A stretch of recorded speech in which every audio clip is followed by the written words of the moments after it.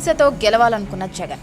ఈ వీడియో చూడండి. పల్నాడు జిల్లా మాచర్ల శాసనసభ నియోజకవర్గం రెంటిచింతల మండలంలోని పాల్వై గేట్ పోలింగ్ కేంద్రం ఇది. ఇక్కడ టీడీపీ బలంగా ఉంది. టీడీపీకి ఓట్లు ఎక్కువగా పడతాయన్న ఉక్రోషంతో పోలింగ్ కేంద్రంలోకి వచ్చి ఈవీఎంతో పాటు వీవీప్యాట్ను కూడా ధ్వంసం చేశాడు మాచర్ల వైసీపీ ఎమ్మెల్యే పిన్నెల్లి రామకృష్ణారెడ్డి. ఈ దారుణాన్ని అడ్డుకోవడానికి వెళ్లిన ఈ టీడీపీ ఏజెంట్ పేరు నంబూరి శేషగిరిరావు. తన అరాచకాన్ని అడ్డుకోబోయిన శేషగిరిరావును పిన్నెల్లి బెదిరించడం స్పష్టంగా కనిపిస్తోంది. అదే రోజు సాయంత్రం పిన్నెల్లి తన రౌడీలతో శేషగిరిరావుపై దాడి చేయించి చంపేందుకు ప్రయత్నించాడు.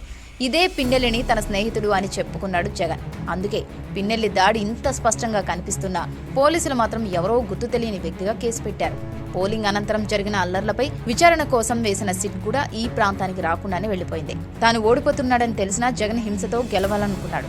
దానికి పిన్నెల్లి ఘటనే నిదర్శనం. ఇప్పటికైనా పిన్నెల్లిపై కేసు పెడతారా లేదా అని ప్రశ్నిస్తోంది తెలుగుదేశం. ప్రాణాలకు తెగించి వైసీపీ అరాచకాలను అడ్డుకున్న నంబూరి శేషగిరిరావు లాంటి టీడీపీ కార్యకర్తలకు పాదాభివందనం చేస్తోంది తెలుగుదేశం.